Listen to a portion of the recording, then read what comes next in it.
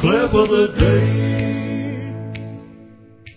I have a little report here. It's going to consist of 8 clips. A little report? And it starts with sports. Okay. And this is a corruption report, Dvorak's corruption report on the university system in the United States. We need a jingle for this. Well, I have corruption. There's no corruption what thing. What clip there's are you calling? Soccer part 3, but let's start with soccer. Soccer corruption. The first clip, soccer corruption. Use. A young baseball player throwing too many pitches, for example, or a girl playing too much soccer on still developing knees. It's happening all across the country, but we found a striking microcosm of the problem in the patients and staff at one clinic in Northern California.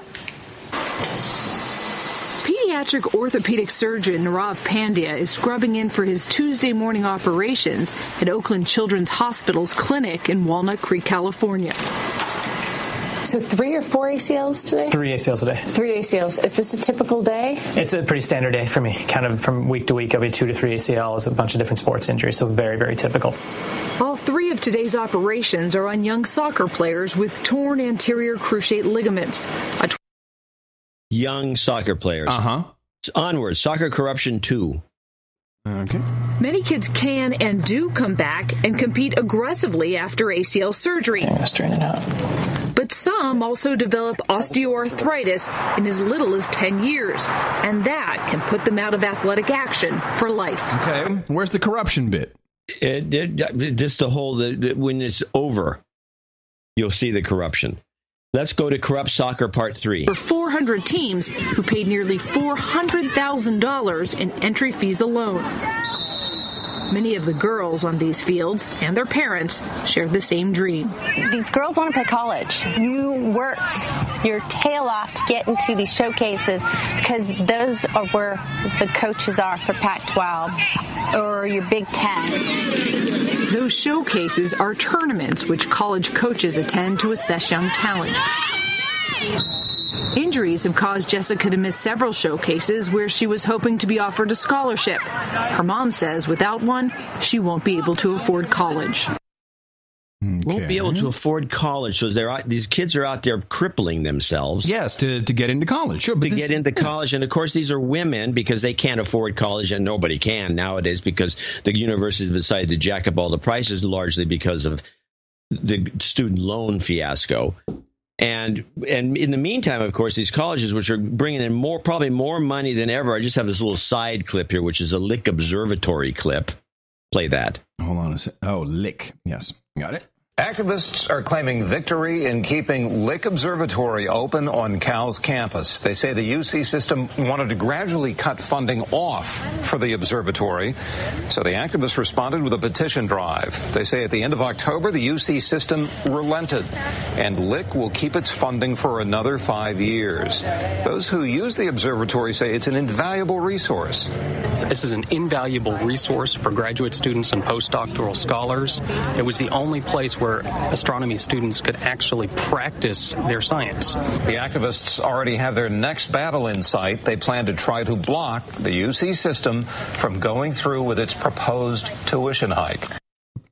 Okay, so now they want to raise the tuition again. Why not? Well, that's the point. Why not? Because when you have going to clip number student loan. Of course. There it is. Okay. Student loan. First clip. Well, there's about $1 trillion worth of federal student loan debt floating around in America. So that's just a million, isn't it? $1 trillion. And for some, it never goes away. Julie Watts on the Fed's plan to collect, whether you have the money or not. Best case scenario, how long do you think it'll take you to pay off your student loans?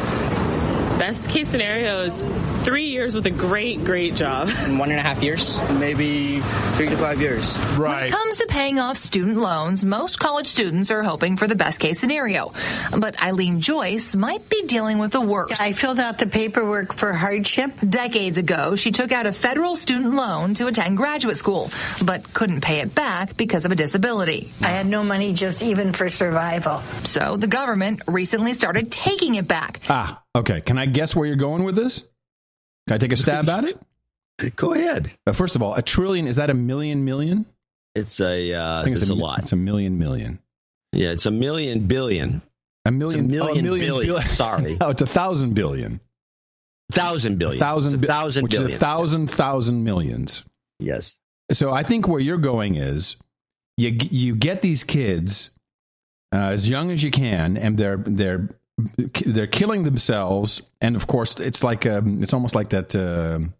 What's that movie where they from the books where the kids are all trying to kill each other and to survive? Yeah, the Hunger Games. Hunger Games, right? So it's kind of like a Hunger Games of soccer to get your scholarship, which is never full, of course. And then you have it still costs you too much money to go to school. You get the student loan, and then you flow right into the minor leagues where they are going to collude with the government to enslave you as a player. Well, you're essentially enslaved by this whole. Yeah. This is our own government enslaving with student loans. And if you remember Eisenhower's speech about the military-industrial complex, and we've talked about this on the show before, was supposed to be the military-industrial academic complex. You're right. And that was actually in his written speech, but he dropped that. They crossed it out because it was too much for the public to absorb. Right. Now, This is what's going on. So our own government is doing this to the students. Let's play the rest of these student loan clips. They're pretty short. Play number Student Loans Part 2. Deducting $100 a month from her Social Security check. I thought I had a protected income. Unlike other forms of debt, federal student loans aren't forgiven, even after bankruptcy. The debt can be collected on forever. Mari Castaldi of the East Bay Community Law Center says it's a scenario more and more seniors are now facing. The government doesn't have to sue you to come after your assets. They can just swoop in and kind of start garnishing wages or Social Security benefits. And in many cases, it's not until people file for Social Security that the government is actually able to track them down. And I might want to mention here. Wait a minute. The government is tracking you down. We're here to collect. And they collect with the point of a gun. You know what else they do? This is why you cannot have offshore banking accounts. Right. Because the government cannot go into those accounts and just take your money like they can with all domestic banking accounts. I've had that happen to me. It happened to me.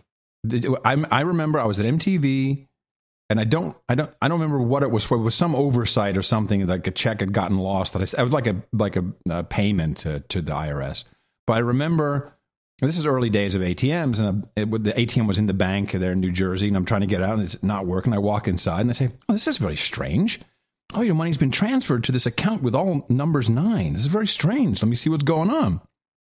And they just, taken all my money out. They had transferred it, and I called the IRS, and this is about 1989 or a long time ago.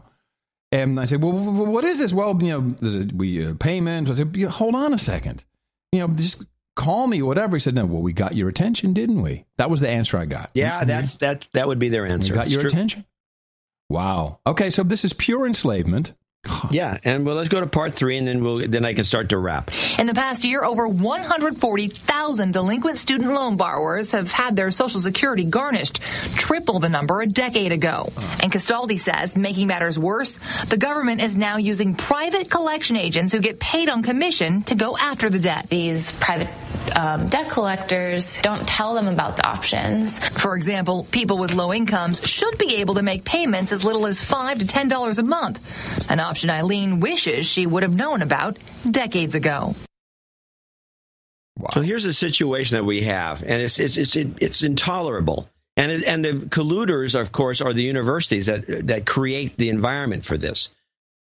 They have pretty much given up on, working with the state government and spending money wisely. The University of California, which wanted to shut down Lick Observatory, a very nice facility, has been building like crazy. There's so many new buildings. I don't think if you look at the University of California today and compare it to, and the increase in students from 30,000 to 44,000, which gives it mostly Chinese from overseas, so they can just make as much money. It's become a money-making operation.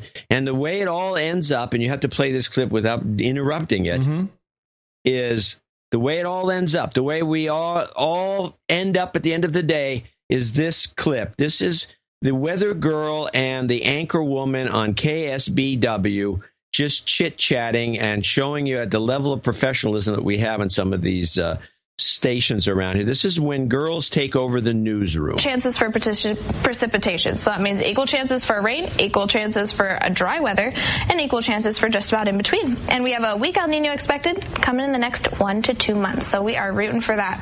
Let's take a look at our KSBW weather kid of the morning. This is from Carson. He's a kindergartner at King City Arts Magnet School.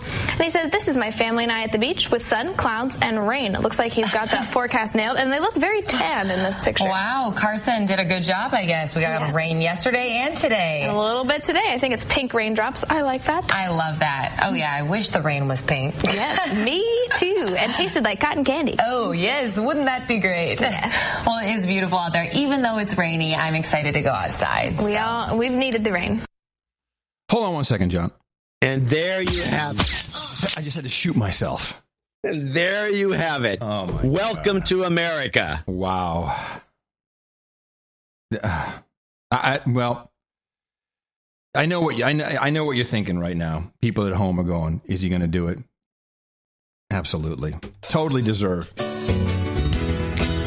of the day. But also because it's in combination with your in tasting like cotton candy in your deconstruction of the slavery through sports, which is nothing really new, except now it's girls, which I think is interesting. Well, there's a lot. This has to do with Title IX, Title VII. Once the universities or the courts try. What was going on in the universities is that all the big football teams and basketball teams were getting all the scholarships, and girls' sports weren't getting anything. Female sports, women's sports, and so there was a number of lawsuits about this. And so they decided with the I guess it was the Supreme Court or the Civil Rights Act. They put this in play that you can't give the football team millions of dollars, right, without giving the women's sports millions of dollars. So they made it so they have to do that. Yeah. And so the women's soccer girls get as much as the football players. Although if they privatize the football sport and just let them make the money, and they sell out these stadiums. I was watching a game over the weekend, 102,000 people in the stadium. I know. There's plenty of money to be made. There's 102,000 people watching a football game. There's like maybe 25 or 30 people watching women's soccer, but they have the same they get the same scholarships. So it's dumb. Yeah, it's not even good slavery. It's just stupid. But that's the way it is, and that's what they have to do. But right now, with the tuitions and the student loans, the whole thing's a massive scam, and it makes me wonder about Peter Thiel, the crazy guy. If maybe he isn't on the right track with his... he may be actually thinking along these lines all along, because he's extremely skeptical. He's really a libertarian. He'd be a perfect listener to our show, although he'd probably think we don't go far enough. But there is a lot to be said for this scam. Well, we certainly could use some society. We certainly could use some of that Peter Thiel mad money. I wouldn't have a problem with that. That would be very nice. We have our own people that do fine. Yeah. Wow. We don't have to listen to him. Good job, John. Nice on that deconstruction. And I'm happy because I was struggling a bit last night with trying to find stuff to deconstruct.